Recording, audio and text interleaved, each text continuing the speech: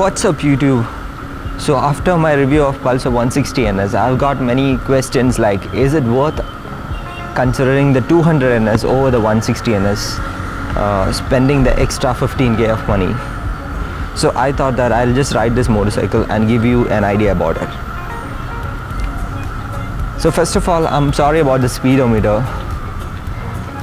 It is disconnected because of one reason, that this is a test drive bike and it had a fall yesterday, and there is a crack on the right fairing, and this bike need to be sent it back to the manufacturer. And if I want to get a test drive on a different bike, it will at least take 2-3 weeks, so I don't want to wait till then, so I'm doing it on this bike itself. So let's take it one by one. I have mainly 3 things to tell in this video. So of course, the first one is about the performance. So from a 160 NS200 to a 200 NS, we have the 15 PS to 23 PS. What does this 8 PS means? So in layman language, I'll say it's huge power, people. So much of power when you compare it with the 160 NS.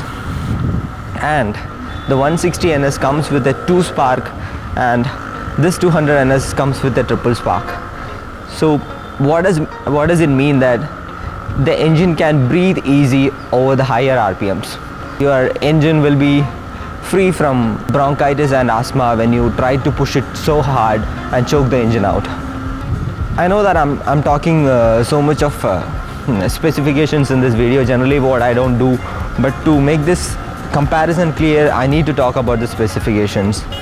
Now the 200 NS comes with a liquid cooling and the 160 NS comes with an oil cooling. That does means that both of this bike has good heat dissipation, because 200 NS tend to heat up a little bit higher than the 160, but the liquid cooling will manage it. And the one main point, that this comes with a 6-speed gearbox and the 160 is a 5-speed gearbox. That means that you'll be able to cruise at a topper speed very comfortably on a 200 NS. So overall, on the performance front, it's a very huge difference that you get when you spend the 15k over the 160 NS. Now the second thing is brakes. This has bigger and sharper brakes, and the main plus point is that this comes with a rear disc brake.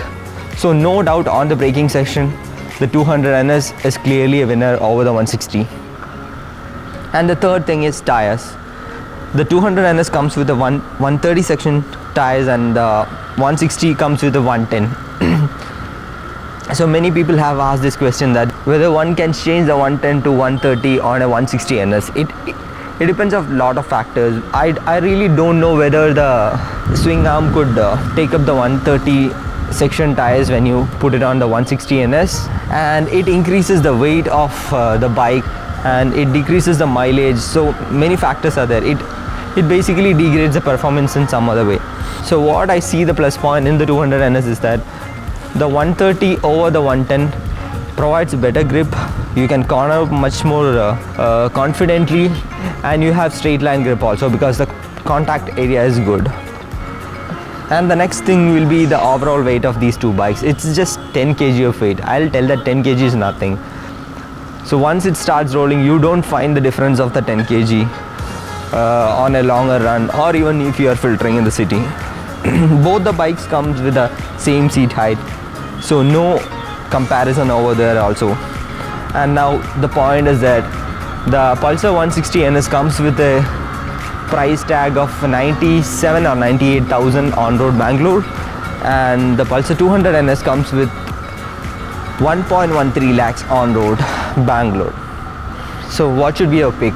I will say, if you have exactly 1.13 lakhs with you, better you stick with the 160 NS, and for the rest of the money, 15k, buy proper riding gear and go for rides. That's what I'll say, because the 200 NS is something, it's like a performance bike itself. So you need to be completely geared if you are buying the 200 NS. So if you are tight on budget, stick with 160 itself. If you have enough budget to buy the riding gear also, then only upgrade it to the 200 NS. How I consider the NS series of Bajaj is that you might be knowing the Kawasaki Z650, Z900, Z800, the Z1000, those bikes, right? So the Z series of Kawasaki is the most aggressive among them. So even the younger sibling Z250 has that DNA in it. The Pulsar NS series is something like that. I honestly request Bajaj not to bring in any Pulsar 125 or 150 in the future. Maybe a better welcoming motorcycle will be a Pulsar NS300 or an NS400, those kind of things. Because the NS series is a very easy to ride, very powerful motorcycle when you compare it with other Pulsar models. So that's it with this short review. I'm not completely reviewing the 200 NS, I'm just finding the differences on these two motorcycles. So do not forget about the riding gear part. Please wear complete riding gears and ride safe. Goodbye.